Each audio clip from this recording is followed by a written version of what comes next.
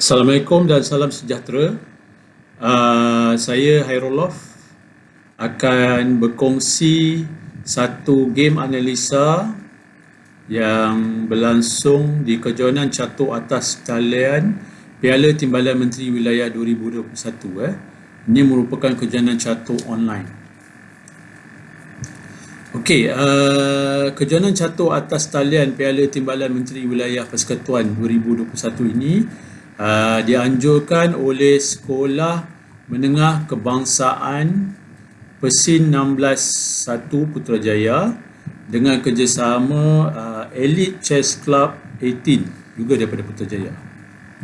Okey, pertandingan ini berlangsung pada 10 April 2021. Mempunyai beberapa kategori, iaitu kategori 9 tahun, bawah 12 tahun, bawah 15 tahun dan bawah 17 tahun. Menggunakan format 8 round Swiss dengan kawalan masa 10 minit bagi setiap player. Okey, saya akan terus kepada game.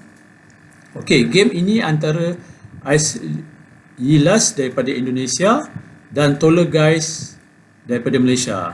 Actually Toller Guys ini adalah seorang pemain catur daripada Malaysia, iaitu adik Muhammad Irfan Daniel Izani yang sekarang berumur 14 tahun. Okey, beliau berjaya mendapat tempat ke-10 bagi kategori under 15, yang mana top 9 teratas dimenangi oleh pemain-pemain daripada luar negara. Okey, kita terus kepada game. Okey, D4, D5, F3, F6, C4, C6. Okey, ini merupakan buka mainan Slav opening. Knight C3, Bishop G4, E3, Bishop take F3, Queen take F3, E6, A3, Bishop E7, B4, Knight E6. Okey, ini merupakan move pertama yang saya ingin komen. Okey, seperti yang kita ketahui, prinsip buka mainan atau opening principle, iaitu kita perlu meletakkan knight atau kuda kita di petak center, petak tengah. Dan pergerakan knight A6 ini kurang bagus kerana knight A6 ni dia cuma menjaga 4 petak saja. Okey, berbanding sekiranya kita meletakkan di petak tengah, contoh di sini, knight ini akan menjaga lebih banyak square petak, 8. So seperti yang kita ketahui, prinsip opening iaitu a knight on the rim, knight di tepi is dim. Okey, kita terus kepada game. Bishop B2, castling, Bishop D3, Knight B8. Okey, sekarang kita nampak knight ni dia dah nampak dia tak ada masa depan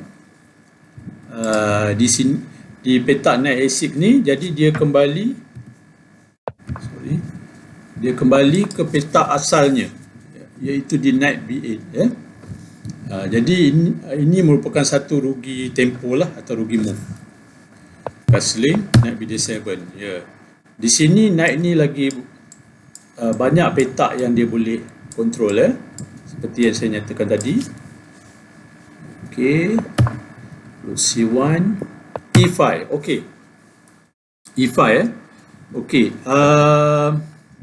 actually dalam permainan catur, apabila kita telah fully develop, maksudnya kita dah keluar semua minor pieces kita seperti knight, bishop, knight, dan kita telah castling, strategi seterusnya ialah untuk kita break, sama ada di center, di side, king side atau queen side.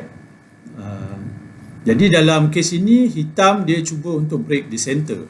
Ini merupakan idea yang normal, Cuma dalam kes ini ada tactical sikit, yang putih boleh buat, iaitu sekiranya putih bermain sacrifice knight take D5 contoh, katalah hitam makan, So putih, okey. Sekarang ni walaupun putih ketinggalan satu piece, dia ada 2 bishop bandingkan hitam yang ada knight, 2 knight dan 1 bishop, tapi kedudukan hitam agak bahaya. Sebagai contoh, knight ni dia tak ada tempat yang dia nak pergi yang selamat. Di sini dia akan kena makan dengan queen, sini makan queen, dia cuma ada 2 tempat je, knight e4 ataupun knight e8. Okey, sekiranya di knight e4 okey, knight e4, putih mempunyai gerakan yang agak kuat iaitu c take d5, dan sekiranya hitam bermain knight d2 untuk fork rook dengan queen, putih boleh bermain queen h3, mengancam untuk checkmate king hitam. Sebagai contoh, sekiranya hitam main knight take f1, putih main queen h7 checkmate. Jadi hitam terpaksa menghalang checkmate tu dengan main g6, dan selepas putih bermain rook d1, hitam perlu melarikan knightnya, so b3, dan selepas contohnya rook c2. Okey, sekarang kita tengok walaupun hitam masih mempunyai kelebihan satu piece, tetapi position dia agaklah danger, berbahaya, sebab kita tengok piece putih semua dalam keadaan menyerang, pointing ke arah pertahanan hitam. Okey, itu sekiranya hitam bermain knight e4. Sekiranya hitam bermain knight e8, sama juga, putih akan bermain c take d5, dan kita tengok di sini sama juga, piece-piece putih semua agak berbahaya, kerana menyerang kedudukan king hitam, dan mengancam untuk bermain e6 ataupun d6.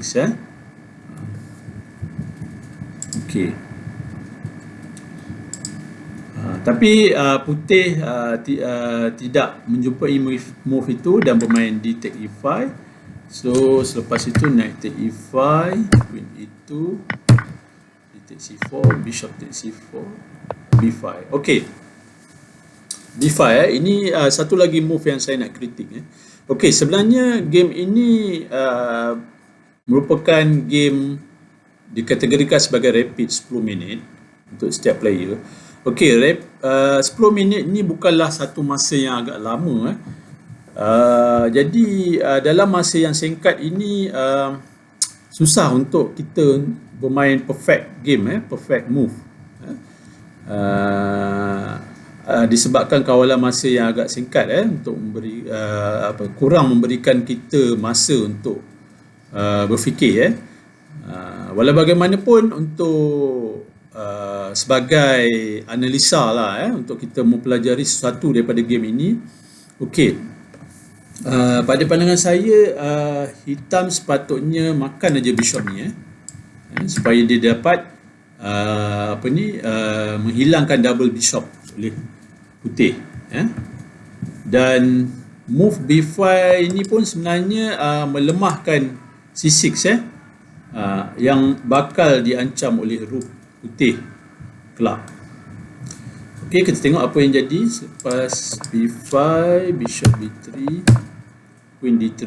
Okey, hitam mengajak menukar queen, dan putih membuat gerakan yang bagus ini, iaitu memaksa hitam menukar queen. Dan apabila hitam menukar queen, sekarang ini kita tengok piece-piece putih semua aktif. Rook kedua-dua menjaga file, bishop pun menjaga diagonal yang terbuka. Jadi secara strateginya putih telah menang dalam game ini, kalau ikut position ni. Okay, knight g6, dan putih telah berjaya menang satu pawn, c6, fd8, d4, a6, menjaga pawn a6 yang diserang oleh knight,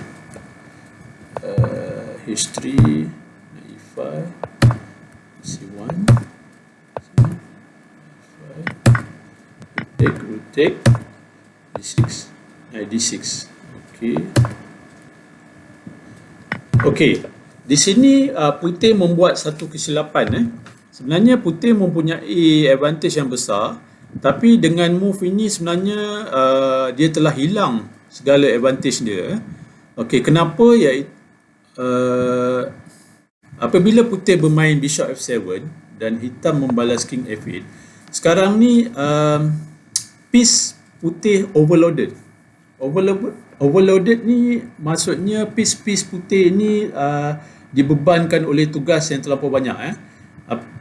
Apa yang dimaksud kat sini, kita ambil contoh knight ni. Knight ini sekarang diserang oleh dua piece hitam, dan dijaga oleh satu rook saja. Dan pada masa sama, knight ini juga menjaga bishop ni, bishop putih ni. Jadi dia terbeban knight ni.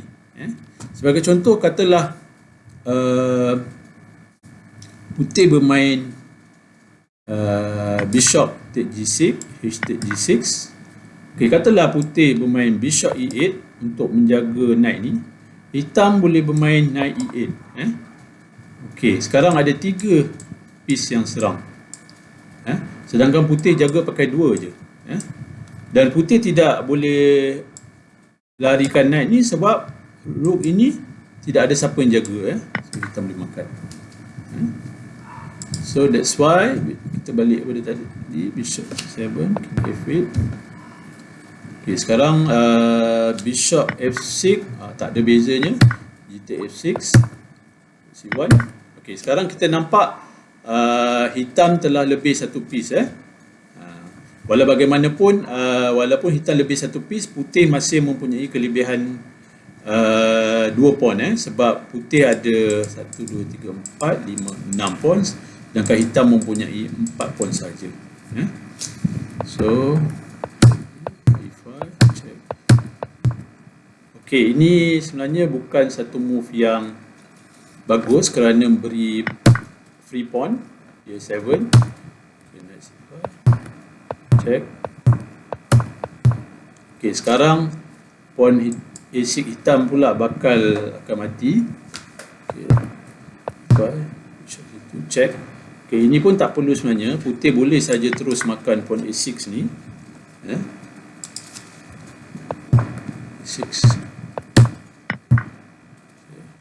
Okey, sekarang keadaan menjadi sedikit sukar kepada hitam kerana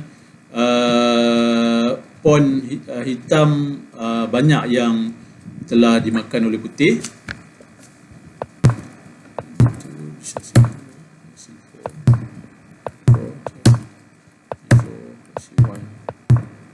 Okey, dari itu. Okey, sekarang rook ini menyerang bishop, melarikan. Okey, sekarang hitam pleasure pawn ni. e3, c4. Okey, sekarang 2 piece menyerang pawn putih ni. Okey, e3. Okey, di sini merupakan satu kesilapan besar oleh hitam. Sebabnya rook ini sedang diserang oleh rook putih. Walau bagaimanapun hitam menjaga menggunakan knight. Tapi di sini putih mempunyai satu in between move. Apabila putih makan knight ini dengan check, jadi setelah hitam makan balik, sekarang rook ini tidak ada siapa yang jaga.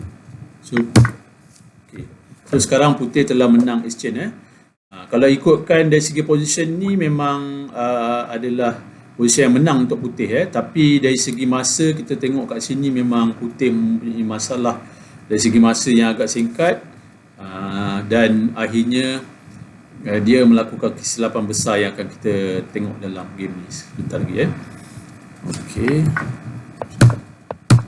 Okey, walaupun hitam mempunyai pass pawn nak masuk queen, tapi putih tak ada masalah untuk halang, kerana putih boleh buat blockade dengan jalan king d1 dan king c2 ke sini, dan pawn ini selama-lamanya tidak boleh masuk sebagai queen.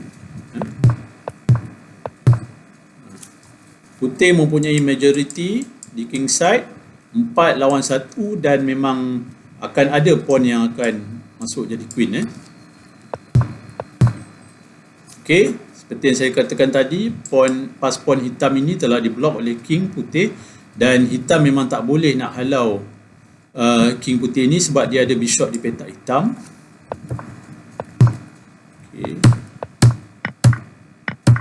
Okey, sekarang pawn ni pun dah mati. Okey, di sini merupakan critical point. Saya rasa sebab waktu ini putih sebenarnya memanglah, of course, objectively putih memang menang lah. Dia mempunyai rook berbanding hitam punya bishop saja, dan dia mempunyai 3 pawn berbanding hitam punya 1 pawn. Tapi disebabkan masa yang agak sikit, saya rasa putih telah membuat mouse sleep. Maksudnya saya percaya putih nak bermain rook c4 untuk threaten. Sebagai contoh, katalah hitam bermain king d5, kan? So hitam tak akan berjaya untuk melawan 3 pawn ini berbanding dengan 1 pawn. Jadi saya percaya hitam sebenarnya nak bermain rook c4, tapi dalam game ini dia terslip, dia termain rook c5, iaitu dia bagi free rook. So akhirnya susahlah nak menang, sebab okey, kat sini hitam tak boleh makan, sebab kalau makan putih makan balik, so hitam tak ada pass pawn, dan king dengan bishop tak boleh nak menang ke atas king. So that's why Irfan telah buat move yang bagus, iaitu dia simpan pass pawn dia. Walaupun putih mempunyai 2 pass pawn, tapi bishop hitam, sekiranya dia main bishop d4, dia akan dapat menghalang dua-dua pawn ni untuk queen. There are 4 entries for this week. So satu-satu pawn putih mati, dan akhirnya pawn hitam ini akan jadi queen dan menang. So tak ada masalah di sini. Pawn ini akan masuk queen. Okey, sekarang king pun dah jaga queen in square. Square dia untuk pergi ke f1 semua diprotect oleh hitam, dan hitam menyerah kalah. So ini merupakan game yang 10 minit saja, jadi bukanlah satu game yang perfect, tapi sekurang-kurangnya hitam dia tidak putus asa dan menggunakan segala kesilapan-kesilapan yang putih buat untuk dia mendapatkan advantage. Okey, sekian saja, dan saya mengucapkan selamat menyambut bulan Ramadan. Terima kasih.